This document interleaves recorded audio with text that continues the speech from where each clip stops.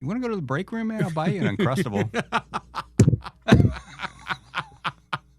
They've got strawberry and grapefruit, man. Sweet strawberry. I'm there. Let's go.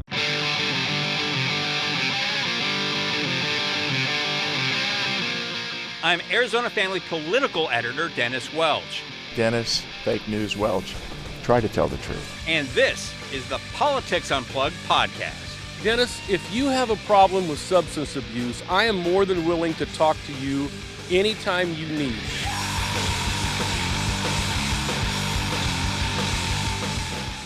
And welcome back to Politics Unplugged, the podcast version. Today, I'm joined again by Barrett Marson, who has decided to wear his nicest Yankee jersey with the Mickey Mantle number. Thank you for dressing up today, Barrett. Absolutely. Well, look, it's Mickey Mantle. There's no higher dress code than having Mickey Mantle on your back. So, Joe DiMaggio. I mean, it's look. Joltin' Joe was great, and they got some songs about him and everything. Yeah, but some songs. He married Marilyn Monroe. Yeah, but the Mick, man, I mean, he was more of an everyman. The Mick never dated Marilyn Monroe. No, but he did. You know what, though? He did date around, including during baseball games. So that's your standard for a good baseball player? If you ever want to, for all you baseball fans out there, there is a very, very blue story that I will not tell on air, but trust me, Google Mickey Mantle and favorite memories of Yankee Stadium. And there's a great letter that he wrote to Yankee management who asked him for his favorite memory. It is worth reading. All right. Well, I'd much rather talk about that. Than we're not talking about it. Let's get to politics. Another sport here. It's a whole lot of crap going on. With that, we've got, we're taping this shortly before Kamala Harris is going to be taking the stage. That's Kamala. I believe she has the B is not silent. No. We'll get to that. I want to get your thoughts, though. You're a Republican. We did invite a Democrat to show up here. They couldn't make it, so apologize for that. You should have invited Katie Hobbs. She's not going. Oh boy.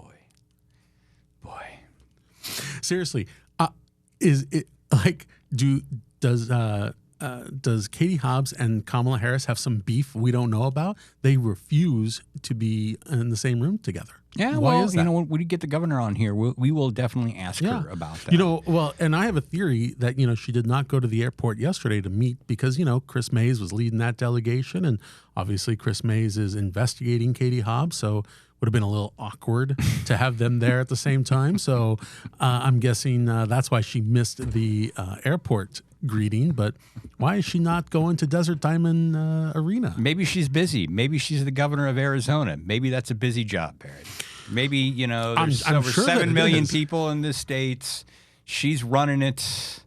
Maybe she's got other commitments. Sure. I'm just spitballing here, Barrett. The potential next president of the United States comes to your hometown, stays 3 miles away from where you work, and you don't have time to go see her. Maybe Governor Hobbs doesn't want someone Californian her Arizona.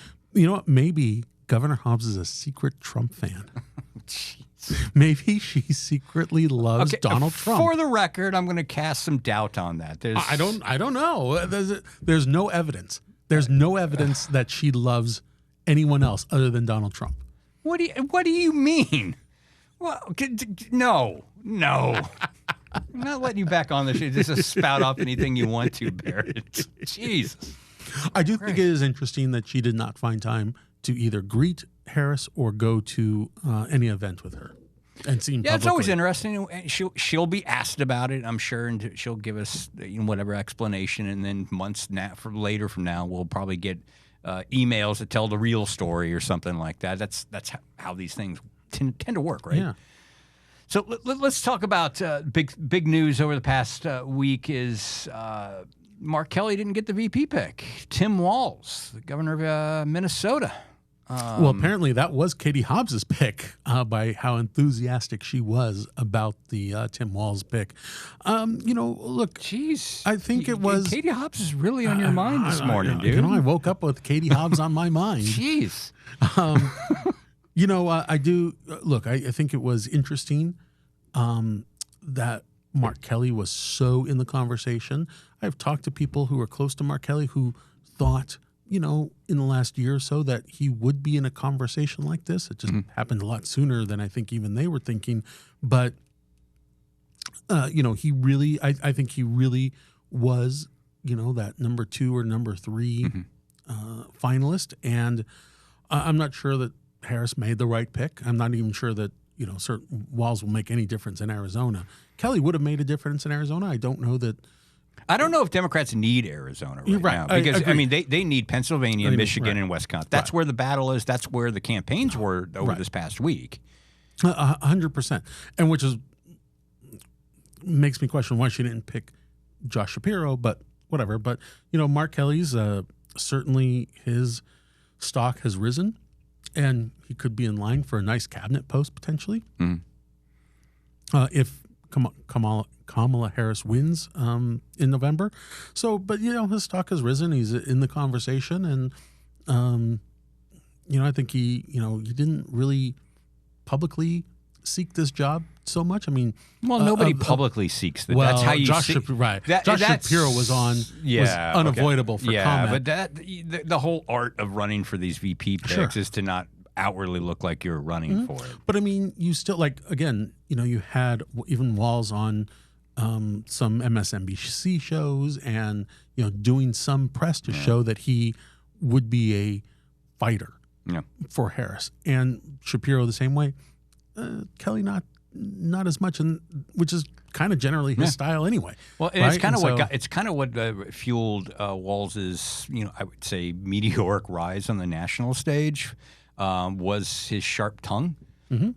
Because you look at the guy, I joke that he looks like the Dwight Eisenhower of Gerald Ford's, and then he opens his mouth, and it's like, wow, he's the one who essentially is tagged the Trump crew as weird.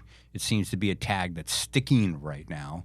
Let me ask you, what's the downside of picking Walz? Do you see any downside? Because I look at this as a very safe pick for her, as a pick that does no harm. And I think that's what you're looking for with the vice presidential pick. And I think if you were to ask Donald Trump right now, he'd say, yeah, I wish maybe his vice presidential pick would have done less harm than we've seen reported. I think Walz was maybe the safest pick that she could have gone with. And, I think Shapiro would have brought more to the ticket, both more controversy and more votes. So, Walz is, Midwestern nice, I guess. And, Mark Kelly, I think, would have been a pretty safe choice as well, generally speaking. He would not have been exciting. As we all know that Mark Kelly is not the most exciting guy on the campaign trail. But, Walz just kind of fits what Harris was looking for. So I guess it'll work for her. And I don't think he'll do any harm. I don't think he'll get any votes for the Harris-Walz team that Harris didn't already get, say, in Arizona, but it may help her in that blue wall. It always comes down to who's on the top of the ticket anyway. Absolutely. I mean, unless... In Arizona, that is going to absolutely be the case. Nobody will pay attention to Walz or J.D. Vance. Yeah, unless you blow it, right? I mean, look in the past. I mean, obviously, you look back now, you can say that Sarah Palin cost John McCain votes. Is J.D. Vance going to cost Donald Trump votes? Right? What are your thoughts on that? Do you think that he's going to cost him votes, or everything's going to be kind of standard and there's too much hyperventilating in the media over the VP pick? If Donald Trump can go on and talk about how his January 6th rally got more people to attend we're going to get to that, than by the the way. MLK speech, I don't know that anything J.D. Vance says about cat ladies or anything else really will matter. This election will really come down to what Donald Trump has to say, and J.D. Vance will be a little bit of an afterthought. I mean, quite frankly, win or lose, J.D. Vance is going to be a player for 2028 because of this pick. Well, and so his stature will be elevated. He is the natural MAGA progression, if you will. So his duty is to really do no harm for either the ticket or his chances in 4 years. So what's your take on overall on this? I mean, I've never seen anything, a race on a national level like this shift so quickly. Oh, it shifted, right. I mean, it's just been incredible. National polling, I saw, I was looking at the New York Times, their national tracking polls now show Kamala up by 2 points. I mean, it wasn't a few weeks ago that Trump was blowing Biden away. And we have a new poll out from High Ground this past week that shows in Arizona, Kamala is up by a couple of points, 3 points, 2.93 points, over Donald Trump. Donald Trump has said two things that are unimpeachably true. Number one, that he could walk down Fifth Avenue and shoot someone and he would not lose any support. And then number two, at his press conference on Thursday, he said that he has not changed his strategy. He's still running 2016. Well, no, but he's still running against Joe Biden. Well, he almost still fantasizes about bringing Joe Biden because, like now, what we saw is, according to Trump, he's heartbroken for Joe Biden. He's out there claiming that Kamala Harris and Barack Obama were out there. That's Barack Hussein Obama. Yes, as they would say, Barack Hussein Obama, with the emphasis on the middle name. But it's weird, man. Yeah. I don't want to coin it's bizarre. He's on stage, just musing about how he's so heartbroken for Joe Biden, a man who he once called a broken down pile of crap not long ago. Right. Well, he could beat a broken down pile of crap. I don't know that he can beat Kamala Harris. Yeah. And so, Donald Trump is pining for the days when he just had to stand there on the debate stage and say, I don't know what he just said, and I don't think he does either. And that was a great line. Yeah. That was a really great line. Yeah. And, the people at home didn't know what he said. So we felt for Donald Trump. But now he's running against someone who's, 28 years or whatever, almost 30 years younger than he is.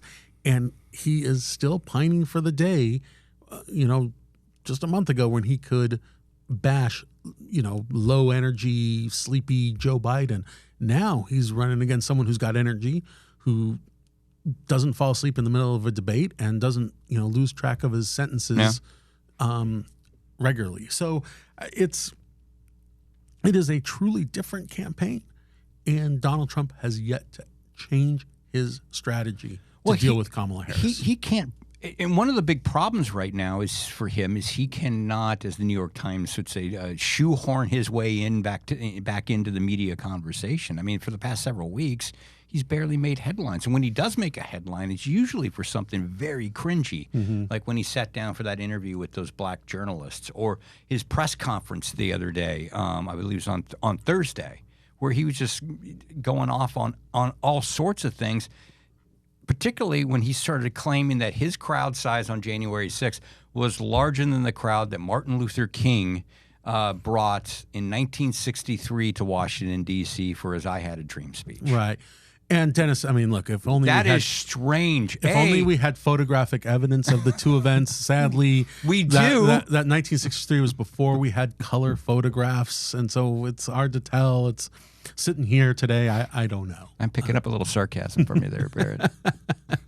I mean, look, his obsession with crowd size, is not going to add one vote to his column.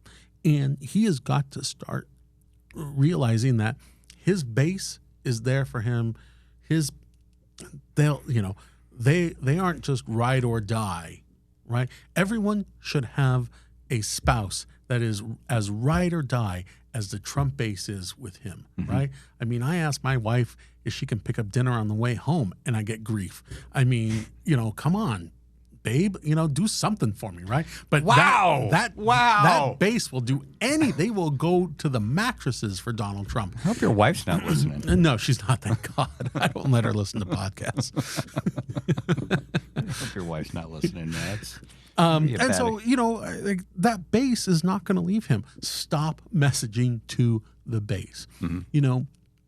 When Donald Trump or the Republican ticket or any Republicans, we can say this about Carrie Lake or any Republican running nationwide, when they are not talking about the border and illegal immigration or the economy and inflation, they are losing. When they talk about any other issue, they are losing, because that is the playing field Republicans want to be on in Arizona and across the country. So to start talking about transgender rights and crowd size, and you're not going to add anybody to that, to your base of voters. And so that's what Donald Trump, every time he goes, he gave an hour-long press conference. It was an hour-long TV ad that he had, right? Every news network carried it. And it was a strange one. I mean, if you haven't watched, go back and listen to the whole. It is, I mean, the Martin Luther King crowd size thing is just one anecdote. Dennis, I'll let you go back and listen to it so I don't have to. I saw it once. That was good enough for me. And, so he passes up this opportunity to, to expand, to talk about what he wants to do for the economy, to talk about what he wants to do for the border, other than, look, I don't know that there's any way anyone can say that the border today is less secure than it was 4 years ago. It is not. It is not more secure. I'm sorry. There's no way you can argue that it's more secure today than 4 years ago. And so, Donald Trump can really, harp on that for the next, 87 days or whatever it is. And when he's not talking about that, he's losing. Well, what's the key for Donald Trump winning Arizona? Is it just that, for him to stay on message, which I don't think is possible for him? Oh, it's impossible. Yeah. And the key to him winning, what's the point of telling him what the key to winning? He's not going to listen. So, but I mean, again, it's the message of immigration and inflation. Dennis, I just saw a story, I think, on CNN. Interest rates are, have nudged down to about 6.5%, which is still double from where it was when Trump was in office. If you want to buy a house in Phoenix, good luck. It's just so difficult because of the high interest rates. It's literally, $500 to $1,000 difference for nothing. You're not getting a bigger house for that, mortgage rate of 3% versus 6.5%. Yeah, but right? It's still not historically unprecedented. I believe my parents told me that their first home loan back in the day is like they were paying like 17, 11, absolutely. 12%. But like, here, I think people sometimes need to take a step back and put things in perspective. Look, I don't disagree with you. And the first home I bought in Arizona in 1999 was at like 6.5%. Yeah. But tell me, Dennis, who remembers 1968 when my parents bought their first home for about 14% interest rate? Who remembers that? But they do remember 2020 when they paid 3.5% or even 3%, right? Yeah. Some people are lucky enough to get in the twos. They remember 5 years ago, all right? But who remembers 1968? Yeah. The good old days. Yeah. So and the Fed rate is totally on the fault of the president, right? Because if you say it is, that's not accurate. Whether that is accurate, I mean, Donald not, Trump has said that he thinks the president should have the power to set the federal interest rates, which is like bananas. I know. That is bananas, absolutely. But it doesn't matter whether Joe Biden or Donald Trump can set the rates or not, whether they have the power. You know what? They appoint the Fed chair. Yeah. All right. And there are, part of the reason for the surge in interest rates is, the federal spending that has happened under Joe Biden, right? There are several factors part of that. So whether you want to blame the president or not, presidents get blamed when the economy is bad. They get credit. And trust me, they take credit when the economy is good. Oh yeah, and I'm also the first one when the economy's good. It's just like not because of the president, but like. Let me ask you about Kamala though. What's she got to do to win Arizona? Well, she cannot talk about the border. That's first of all. She's got to stay away from that. I think there are forces beyond her control right now that she can piggyback on, and namely abortion, that may propel her to a win. Well, I mean, according to the High Ground poll, she's +7 with independents over Trump. And she was at I want to say it was like 55-25 with women, or No, I'm sorry, that was with people under 29. I think she had 55% women, though, and she can grow that, I think. Mm-hmm. But, Harris has taken the lead on reproductive rights. Mm-hmm. That message would sell here in Arizona. In addition, of course, we are likely to have, I should say, because the courts have not finally decided, but we are likely to have the abortion initiative. And if that brings out... Oh, I think they've decided that. They're deciding the language on the ballot. No. There's a court challenge to the actual abortion initiative. There's also the language. Yeah, but there's so many court cases. There's so many court cases. Yeah, anyway. Look, I'm assuming that, it'll be on there. And if those, 21, 19, 20, 21-year-old kids come out and vote for that initiative and then stay and vote for Gallego and Harris, Democrats are going to have a very, very good year. Yeah, and does a message from Kamala that's more hopeful about the future work? Because, what we hear from Donald Trump all the time is just, this is bad. You almost want to ask him, if I sat down with him as a reporter and sat down and asked him questions, I would ask him, like, do you like anything about America? What do you think America does Dennis, well that's now? A nasty question. But is that would that be an unfair question? Because I'm curious, like, what does he think? What do some of the people who follow MAGA, like, what the hell do they think America does well anymore? Right. Well, they build Mar-a-Lago, they build Bedminster, No, it's an honest question. What I have noticed over the last week or so, 2 weeks, but especially the last week since Kamala picked Walz, is that there is a contrast between a happy, smiling pair of campaigners and an angry, upset pair of campaigners. And, I think it was just last week, J.D. Vance was asked, what makes you smile?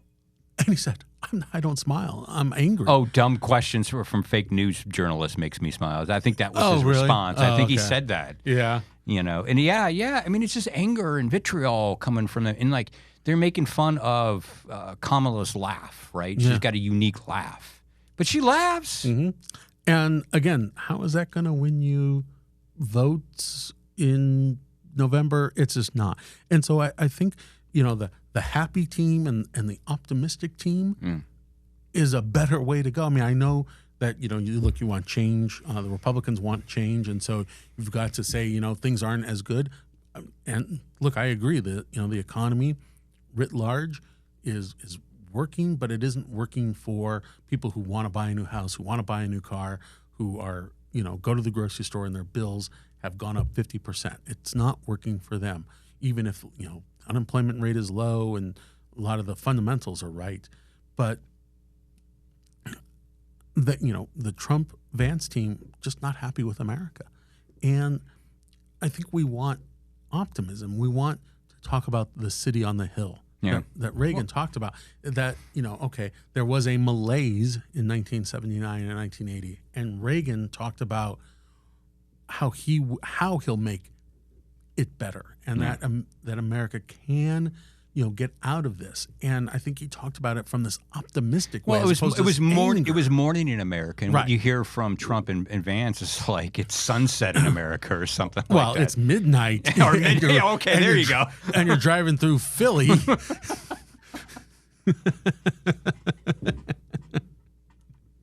And you're Santa Claus. Remember they threw they threw batteries at Santa Claus. I know. Believe me, I remember that. And so, it's like, it's this dystopia. It's as George Bush said during the the Trump inauguration. This is some weird shit, man. That's Donald Trump's view from his gilded Mar-a-Lago or 50th floor penthouse. And I think you've got to show voters that you do love America and that you think you're positive about America, and that was really and not just angry. It was really strange too, because I was struck. There was a Kamala event I was watching the other day. I can't remember where it was, and the crowd started chanting USA. I was like, wow. Are we at a MAGA rally now? I'm like, wow, like that was interesting to me because like it's almost like MAGA, like it just made that their own, and to hear that at a Democrat rally was interesting. Yeah, no doubt, absolutely. Because again, you are used to hearing that at Republican events, and not so much at Democratic events. But look, it's not all sunshine and roses over there in Harris Land. No. Look, I mean, they're going to get some more dominate the headlines for another week and a half at least because they're going to go through the convention. Yep. Things will adjust, and I think you saw. But look, Dennis, you saw. Even during this big, introduction of Walz and all that stuff, some protesters, some people angry still about the administration's stance on Israel. That's going to continue to be a problem for Harris with young people. It will be. It will be. And I think that, if these were business markets, you could say they're adjusting right now. We've just went through a wild ride of politics, historically unprecedented what we've seen over the past few months. I think, the way things are going, this podcast is going to be outdated by the time you post it in 6 hours. Well, it's maybe already outdated by the time we started it. But I see everything's adjusting. The polls are adjusting. I'm just cautioning people, like, just take a really traditional political approach to this. Wait to see where this race is around Labor Day. I think that is the traditional start. That's the campaign. Traditional start. Right. I mean, this may be an untraditional year, but like, wait for that. Let's see how Trump deals with this moment because, running for president is about dealing with a series of tests. And he right now is not doing a good job handling this change that they should have known was coming. Hell, they predicted it a year ago. And now they act like they were caught flat-footed by this and do not know how to deal with this new Harris-Walz ticket. It's funny. It's look, it's early to mid-August, and in a month and a half, we're going to hear all about potential October surprises. Oh boy! But the media is going to go crazy on everything being a potential October surprise.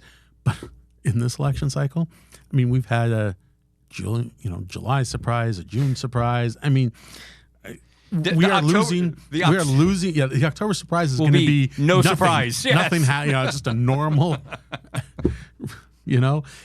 Every week brings.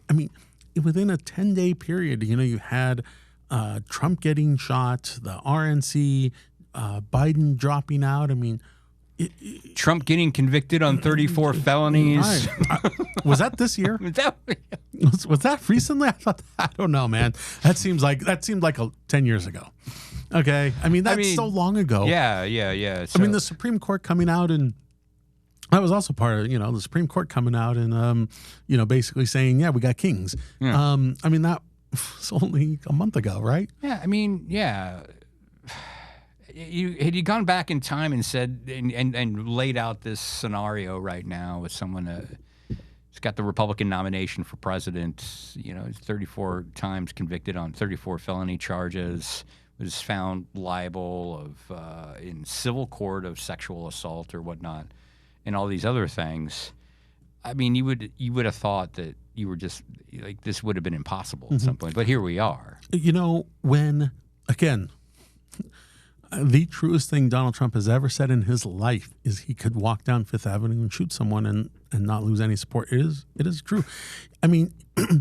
He had sex with a porn star, and conservative, church going, evangelical Republicans are like, porn stars, they need friends too. They support sex workers. Right. So but all the rules of campaigning are, whenever I talk to clients, whether they're politicians or just business people, I always tell them, you are not Donald Trump. So just because you hear him say weird things and you think you can, no, you cannot. You are not Donald Trump. Yeah, and I think might be a nice transition to end the podcast on, because is that true for Carrie Lake? Got a new poll out, that High Ground poll came out and showed that Lake is trailing Gallego by 11 points. That's a big spread. I doubt it's, I doubt Rubin would win. Anybody would win by that kind of margin in this race. And Carrie Lake, I must say, is insisting that her own internal polls show her leading. Sure. She's polled the people that at her rallies, and she's winning like 60-40 at her rallies. But let me ask you this though: is the bloom off the lake? I mean, first of all, I don't know that there was ever a great shine on her after she left. Well, even one within of your competitors, even within the Republican Party. I mean, they seemed so much more excited about her 2 years ago. I don't sense that enthusiasm anymore, but I could be wrong. Karen Taylor Robeson spent, I don't know, $15 million or $20 million, and was pretty competitive to endorse Carrie Lake.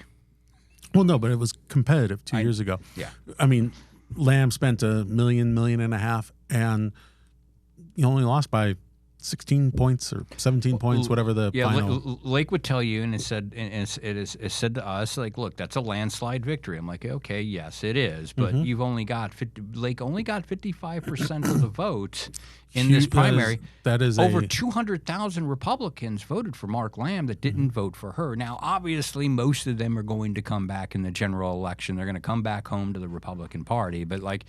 Is there a lack of momentum with Lake at this point? What are you seeing there?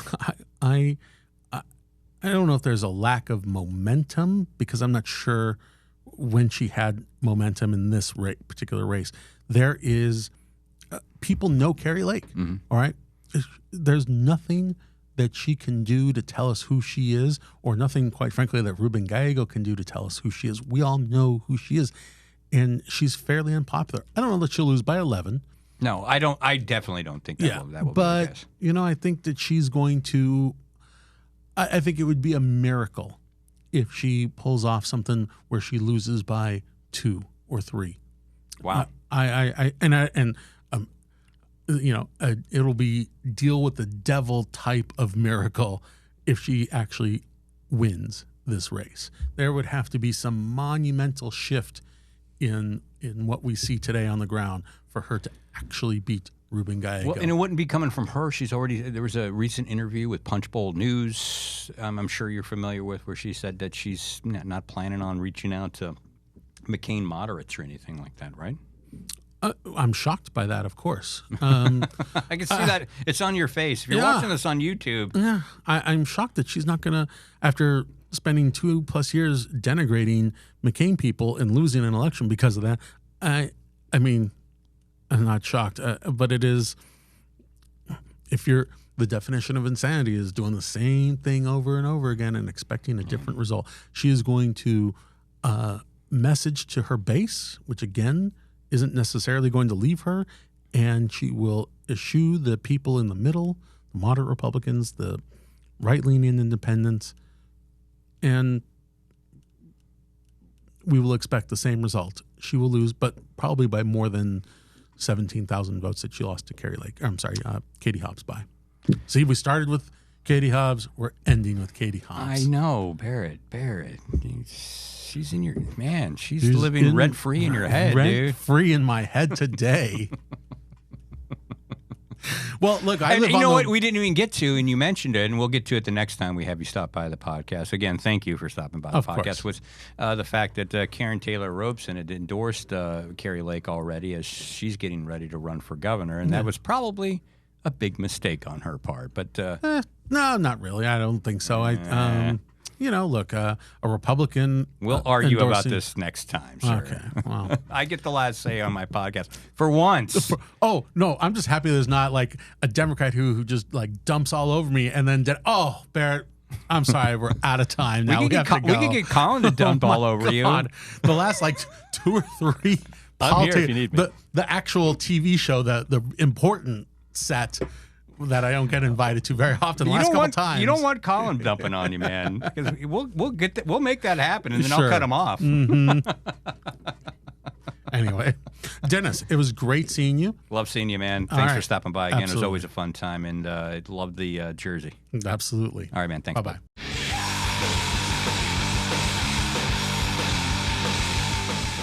Welcome back to the podcast, Politics Unplugged edition. Yeah. Colin Stanton, producer extraordinaire.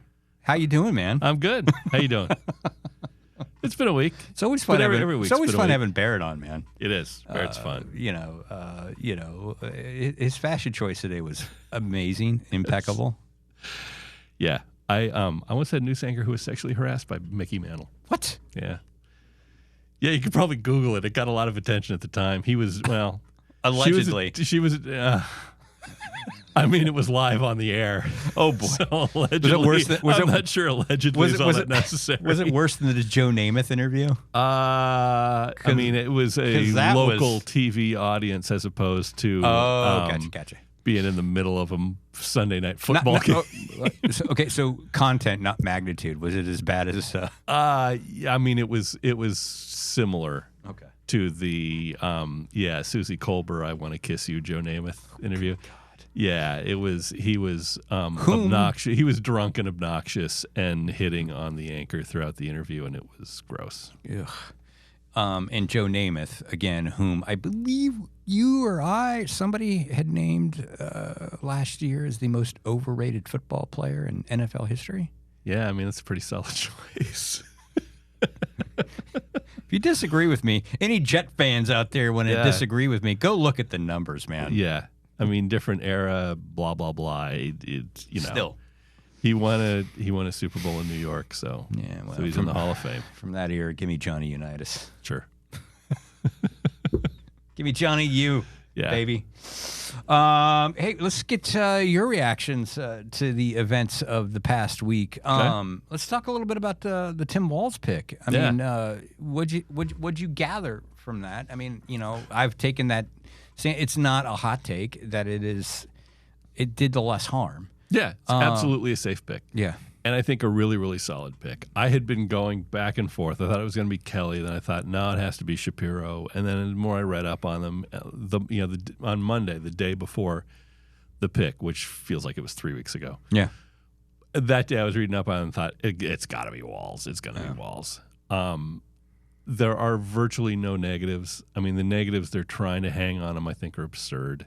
Oh, with the one I find fascinating is that they're trying to swift boat him because he left his National Guardian, retired after 24 years. After 24 years. Yeah. Yeah. Before they were deployed to Iraq in what 2004, 2005 or something like that. Yeah. And it was like, and at the time he didn't know. No. And he could have retired at 20 years. Yeah. But he stayed on another 4 years. And it's not like the decision to retire from the military is an overnight thing. That's a process that takes a long time. Yeah, and and there are legitimate policy things that they could be hitting him on, but they're really going hard on this one. They're going to go hard on the swift boat thing, and it's absurd. And I don't know that the Republican ticket is necessarily one that wants. I mean, the bone spurs thing with Trump, you're going to complain about a guy who put in 24 years? Yeah.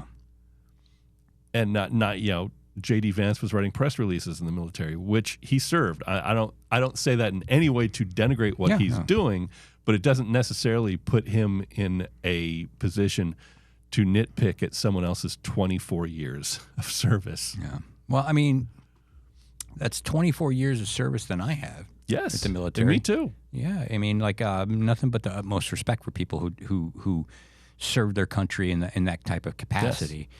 And and again, it just reeks of that old John Kerry swift boating. Yeah. And like, come on.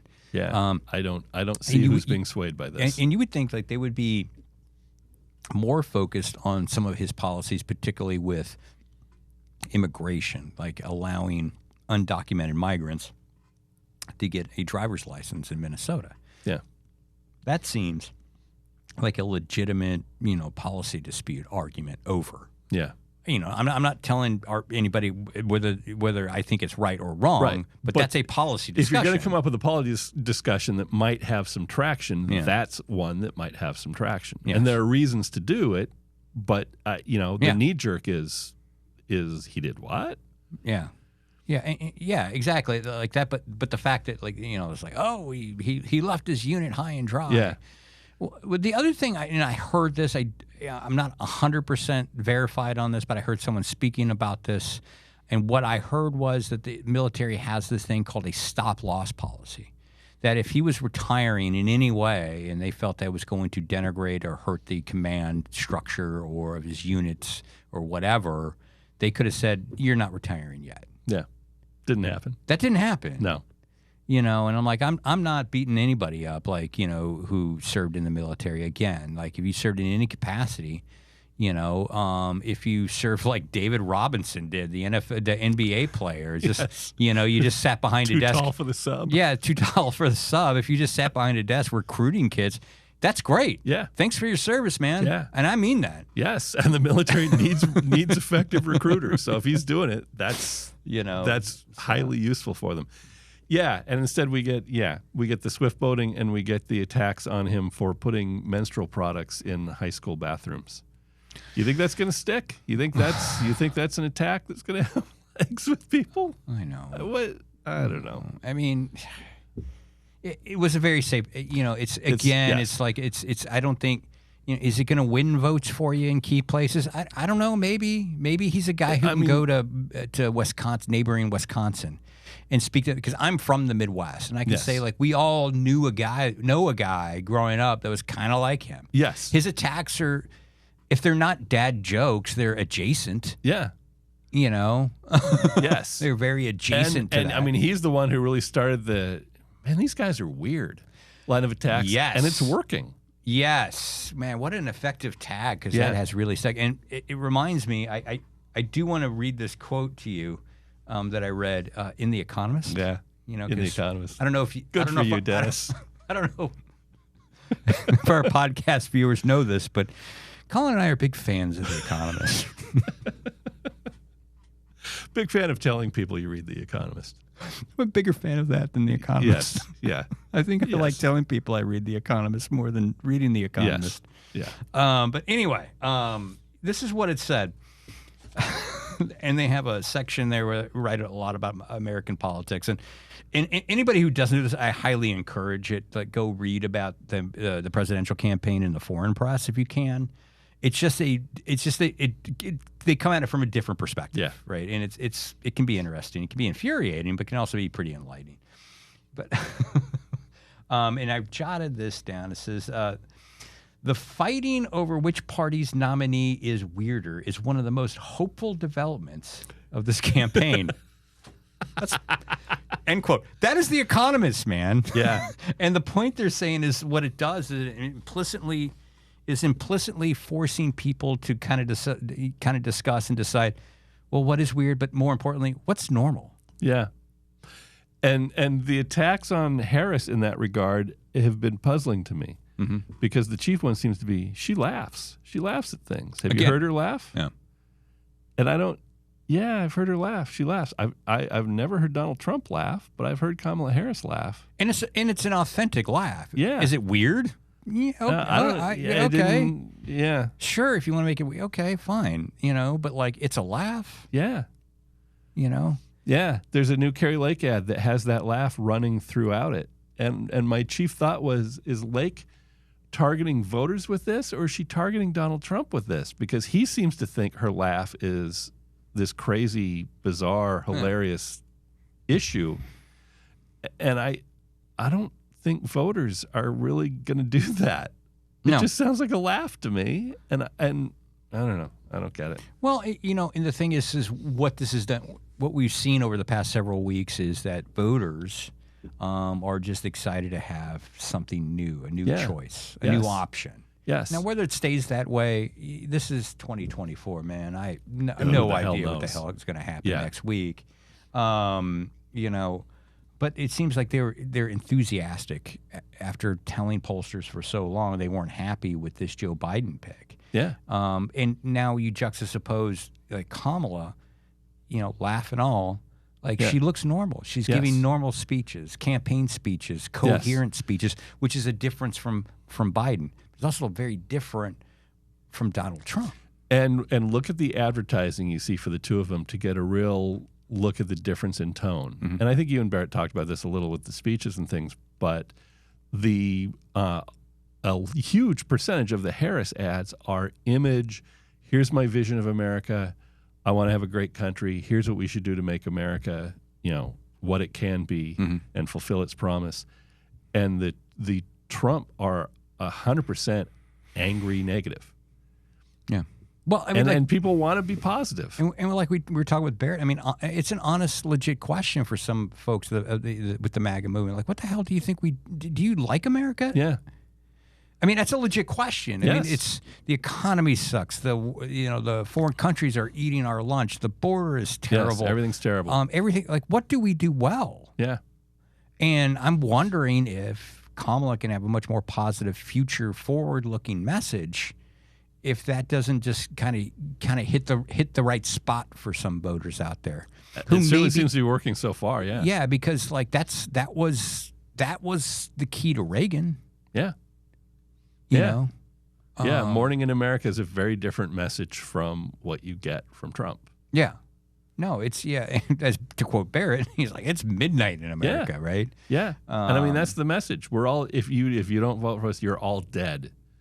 Yeah. And I mean, literally, sometimes that's he been said his that, message. like Yes. World War III or something Yes. like that. He has said these kinds of things. And it's so stressful. Yeah. You know, as the best description I've heard of the Trump years in office, it was from someone who has like a man on the street that we call it MOS, or I like to refer to them as RPs, real people. Yeah. And he said, well, you know, politics during the Trump years was like the neighbor that constantly had their leaf blower on. Yeah. Yeah. It's just fucking annoying, and they wouldn't shut it off. Yes. I think a majority of Americans are happy to never hear or think of the President of the United States. No, and to be clear, there's always going to be problems to be solved. Yes. Challenges to be met, problems to be solved. I'm not saying that it's all rosy. I mean, inflation, housing costs, those are real things that are really hurting and hurting people in a significant way. And you know, inflation has improved dramatically. The housing thing is still, and I mean, that's the housing is the thing that's holding the inflation numbers up. The housing numbers are nuts. Yeah, I mean, what do you want though? Like, if you've been in the ocean, for hours, and you're running out of strength and you're about to drown. Do you want to hear somebody say like, "I'll lift you up and it's going to get better"? Do you want to hear like, "Man, you're fucked"? Yeah. What do you want to hear? Yeah. I can tell you why you're in that position. Yeah. Yeah. I mean, I think people got tired of waking up every day and going, "Oh God, what did you do now?" And and the thing is like it's the weird thing, and Kamala's presence on this is really forced me to look again at Donald Trump, because the juxtaposition is so different. I mean, sticking with that, the why is weird stuck? Well, because he does strange things. Yeah. Again, went over to your desk yesterday. We had to chat about a few things, and you were watching that speech that he gave, his press conference that he gave. I mean, and we talked about it with Barrett, like the crowd size with Martin Luther King was only a piece of that. There were some other tidbits in there that you left you scratching your head. And a fully demented piece. Why would you do that? Why would you insist on, hey, when we had the insurrection, we had more people there than at the Martin Luther King I Have a Dream speech, which A, you didn't. No. And B, don't. What the hell? And C, and so much of it. Go ahead. And C, like let's say you had an event that there was a larger crowd. Who gives a shit? And what's the point? That's what I don't. He keeps harping on it and keeps talking about how he had 30 times the number of people at his events than Kamala did, and he doesn't. Yeah. And anyone with eyes looking at the event knows he doesn't. He started citing specific events, and one of them was his rally in South Carolina that drew 88,000 people. And people figured out what he was talking about there. Yeah. Yeah. And it was there's a good reason there was 88,000 people. It was the Clemson versus South Carolina football game where at one point he walked out onto the grass and waved to people and walked off. And in his mind, that's a rally with 88,000 people. They weren't there for the Clemson South Carolina football game. It was a Trump rally. Yeah. And if you're not a sport ball fan, I can tell you South Carolina Clemson is a big deal in that state. Yes. And look, and I also want to be clear too. Like, yeah, we're criticizing the president, former president, in his campaign right now. If there's some MAGA supporters, Trump supporters out there that are all frustrated with us right now for what we're saying, I would say your frustration's misguided. Yes, you should be frustrated with the way he's handling this. That Trump is handling this moment right now. Yeah, because he's not handling it very well. No, there was nothing in that speech that was constructive in any way. Yeah. That implied any sort of policy thought. When people would ask him specific things, he would not answer the question, or he would say something. I mean, they asked him a question about an abortion vote in Florida. Yes. And he said, and it's like he didn't know. When the time comes, I'll be holding a press conference on that. So I'm not going to tell you now. And they asked him a specific thing about an abortion drug, and he, pretty honestly, clearly had no idea what they were talking about, and said something about how there are some very interesting things going on. It was just word salad. It was his word salad for I don't know. And had that been Biden, he would have been crucified. Yeah, I hate doing the if that was Biden game, but if he was Biden, he would have been crucified. But for that. Good goose gander, that whole damn thing. And instead, what you get is headlines about Trump holding a freewheeling press conference. They love freewheeling, like he's Bob Dylan. Yeah, I know. But which reminds me, Tim Walz, Husker Du fan. In addition to being a Replacements fan, Dylan and Prince, but a Husker Du fan. Which remember how Bill Clinton used "Don't Stop" by Fleetwood Mac as a campaign song? I'm holding out for "New Day Rising" by Husker Du. I'm holding out for "Never Talking to You." Zen Arcade, baby. Yeah. No, it is something. And look, again, Trump has struggled to break into the headlines. And when he does get into the headlines, it's usually for something weird. Yeah. Like when he was with the black journalist, or, some would say freewheeling press conference, but there were other headlines like Trump claims MLK Jr. crowd smaller than his. Yeah. Like, it's just weird stuff. Yes. Yeah, there was something else from the speech I was going to go to, and I forgot. There was a lot there, man. There was man. so much there that was. Wasn't that the speech where he said he thought that the president should have the power to set the interest rates? Yeah. Nobody wants that. No. You do not want politics driving. No. The interest. You may not be happy with the chairman, the head of the Fed. But they're trying to make estimated guesses on this, and it's not being driven solely by politics. No. And everyone thought there was going to be a recession coming, and the whole question was, can you pull off a soft landing? Can you raise the interest rates and slow the economy enough to bring down inflation without going into recession? And I think 90% of people looking at it went, no, I don't think you're going to pull that off. And they did. Yeah. You kind of want people who know what they're doing in that position. Yeah. And politicians aren't the ones. And then the other strange thing, and we touched on this with Barrett, this is so bizarre, is, how, Trump is claiming that he knows Biden's upset. Yeah. Because he says some conspiracy between, Barack Obama, Nancy Pelosi, and Kamala Harris. They took the presidency away from him.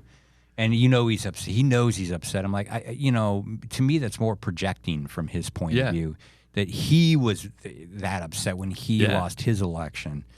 But it's so strange.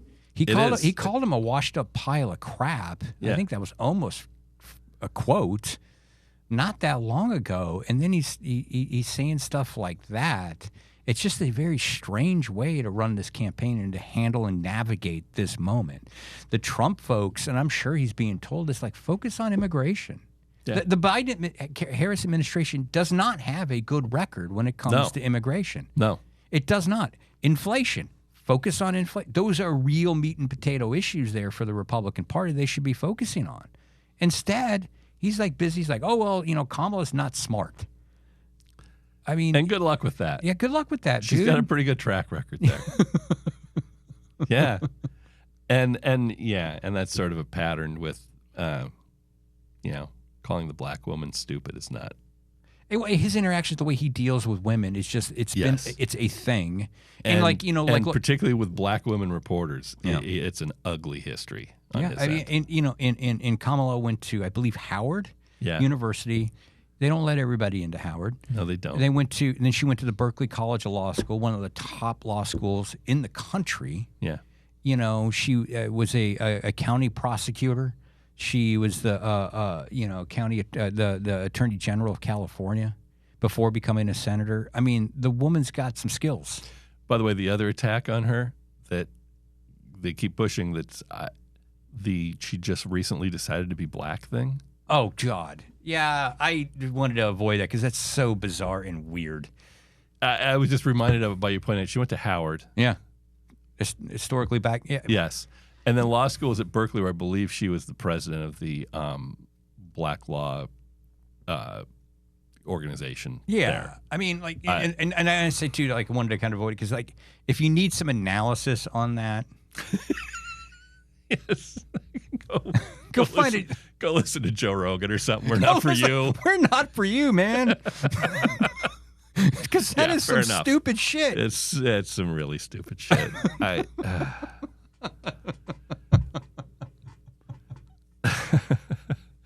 And I just kept thinking, all right, how's J.D. Vance going to handle this? Oh, God. Yeah. He's biracial kids. But it's just stunning to me. And I know we're beating up on it, but, like, he's not navigating this well. No. A few weeks ago in Milwaukee, I mean, it was all over. Yeah. This race was wrapped up. The confidence in Milwaukee in that convention center was at an all-time high. It was beyond – they were cocky. Yeah.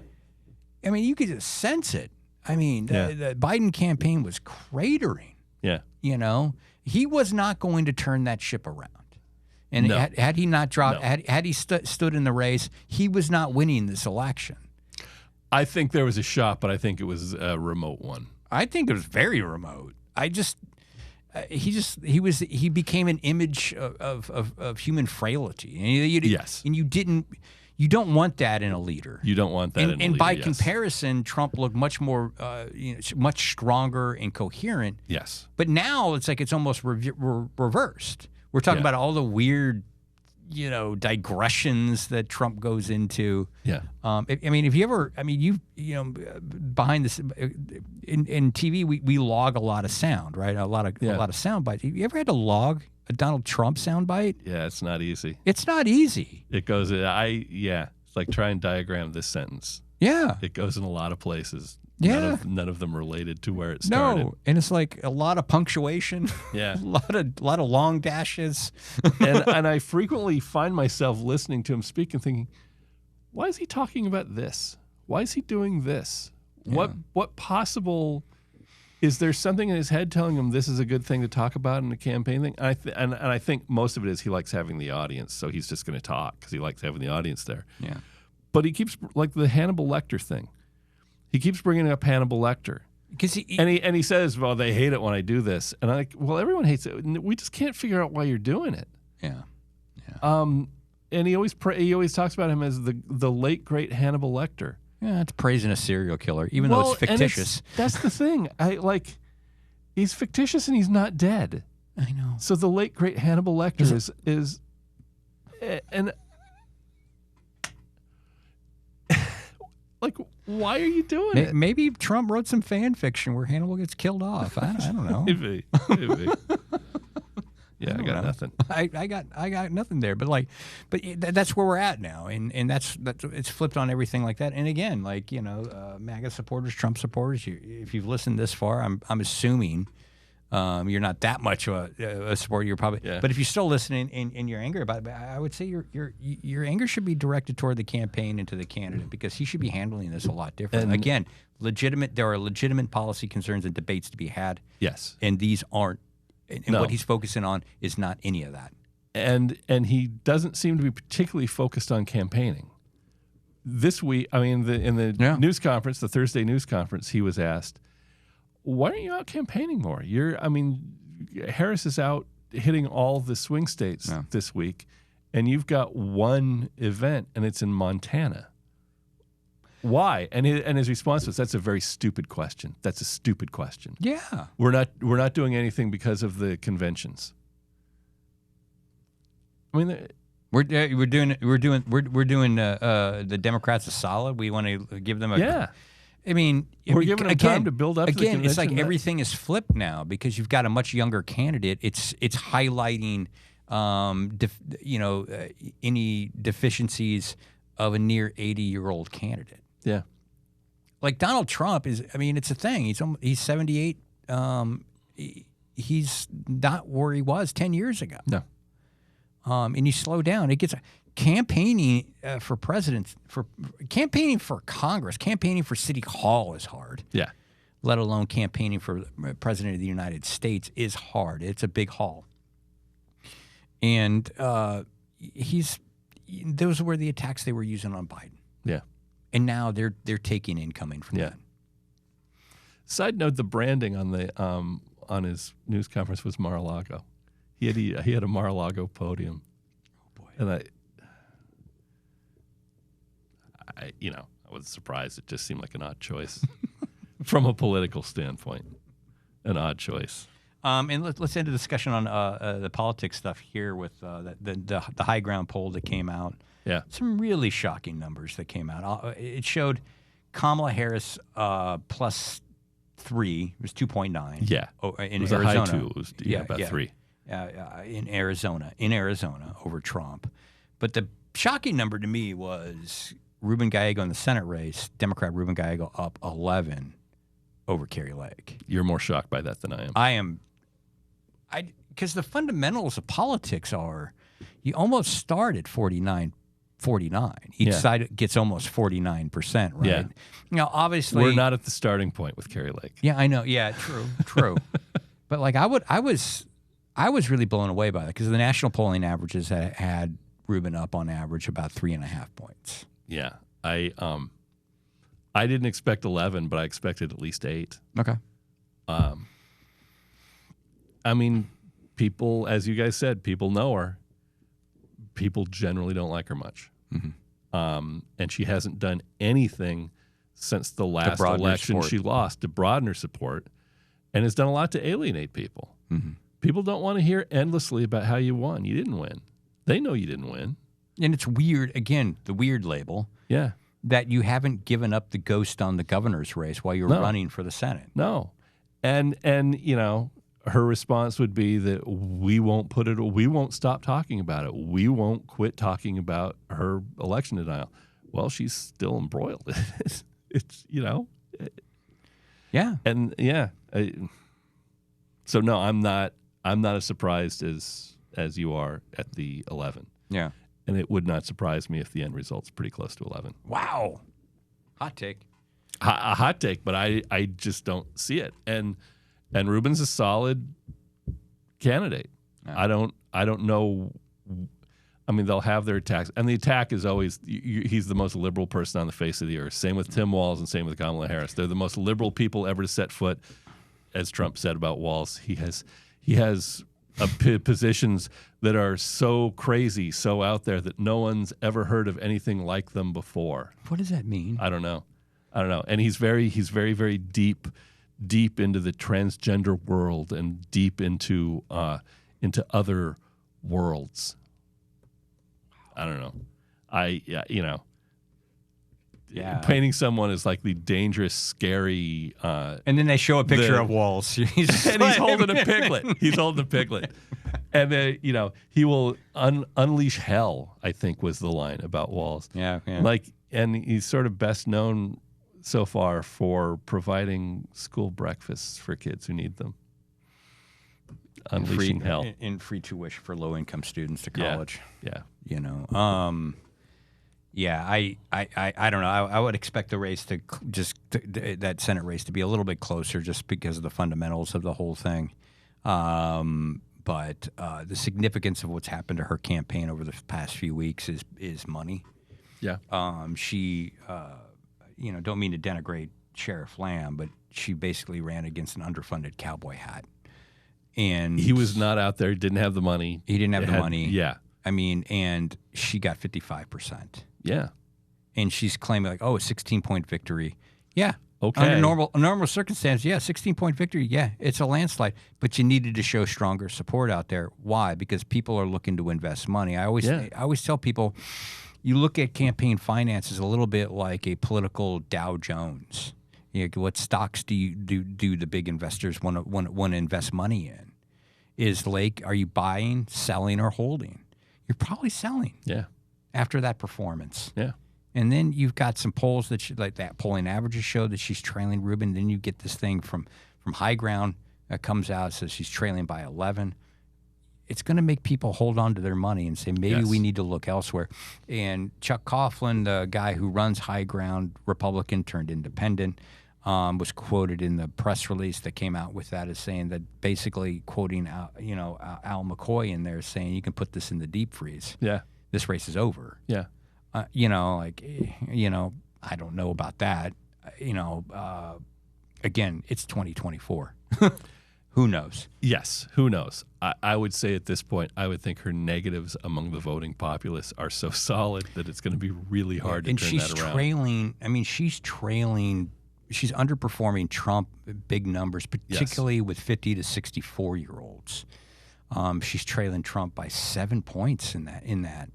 As far as numbers of support. Yeah. And the irony was too is this week, in response to the Harris Walz campaign and the Gallego campaign releasing their Republicans for Democrats, right? Yeah. They tried to release their own, here are Democrats for Republicans.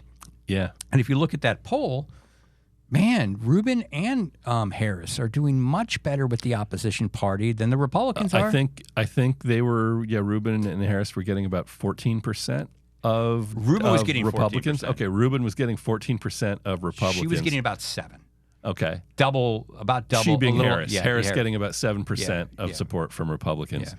Double what Trump was getting. And Carrie Lake was getting, I believe, under 3. I think it was 2.9. Yeah, something like that. It was. And and Rubin's group of Republicans for Gallego included like the mayor of Mesa, and Carrie's group of Democrats for Carrie Lake included Jarrett Maupin, a felon, who, as far as I know, can't actually vote for her. And by the way, you can get your rights restored. And by the way, is a registered Republican and has been for years. Yeah.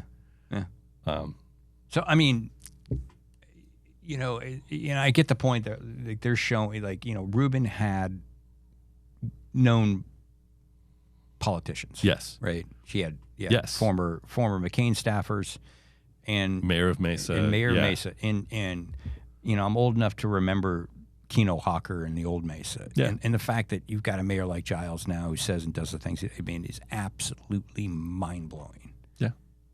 You would have never thought that from years ago, where I believe, and I want to give credit to, and if I'm wrong, I want to give credit to Robbie Sherwood, I think, who once wrote that Mesa was a place with wide streets and narrow minds.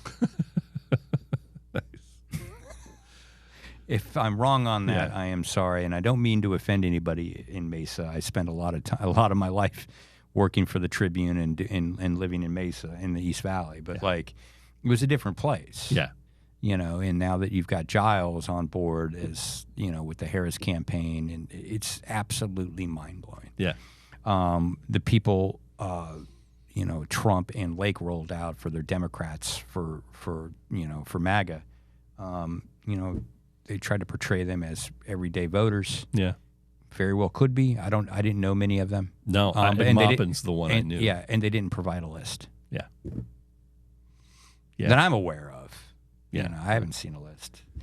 So, And you were there at the event. I was there at the event, but there you go. Yeah. All right, man. Anything else? Enjoying the Olympic experience? I love the Olympics. I love all the weird little sports. I've been glued to all of that. I have been studiously avoiding the main primetime NBC coverage because I don't want to see packages about Snoop Dogg. I don't care what Snoop Dogg's doing. I don't want all of the endless backstory. Give me the team handball. Give me the water polo. Give me the sports right in the vein. Right in the veins. Give me the cycling from the velodrome. Oh, I love that. Yes. I love bicycle track racing. It's so awesome. Saw a little of the braking this morning. Mm-hmm. one of those things where it's very impressive what they can do, and it strikes me as just wildly stupid they're doing at the Olympics. I mean, I went into it with a fairly open mind, then I watched it, and this is just dumb. We had kind of a fun moment in the newsroom, too, the other day. We had a few moments when we started watching the steeplechase. Yeah. And everybody like... Instantly invested. We were watch, and we spent like a good portion of that race like making fun of things. Yeah. And until we hit the final lap. And then we hit the final lap because the whole race, like, you know, the American guy is like the smaller guy in the field, and he's trailing everybody, and we're just kind of making fun of him, and you know, just kind of laughing about this whole thing, and everybody was like, "What is this?" And then like by the final lap, we had a significant portion of the newsroom where we were at, like, all completely invested in this because the American guy is just pushing. He was leading for a minute. Yeah. I think he pulled out silver, right? Yeah, he pulled out the silver until that giant guy from Spain or Morocco. Spain or Morocco. He's just like, he's like 7 foot or something. He's just boom, boom. And steeplechase height is an issue because the steeples are pretty high. Yeah, like, no, it was a fun moment, man, because it was just like everybody's like, what? It took this weird curiosity in this weird race. Yeah. And then by the end, like, everybody's just like, come on, man.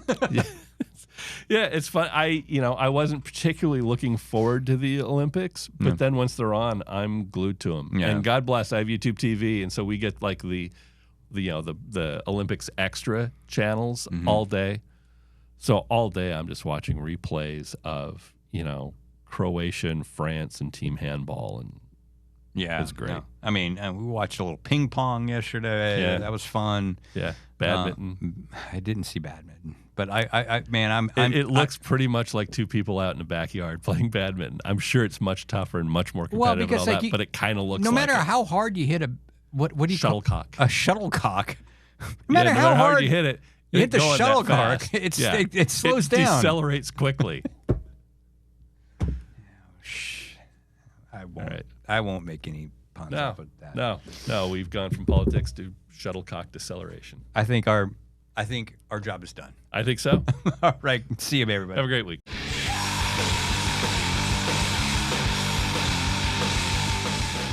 Thanks for listening. You can subscribe on YouTube, Spotify, Apple, the Google Store, or anywhere else you get your podcasts.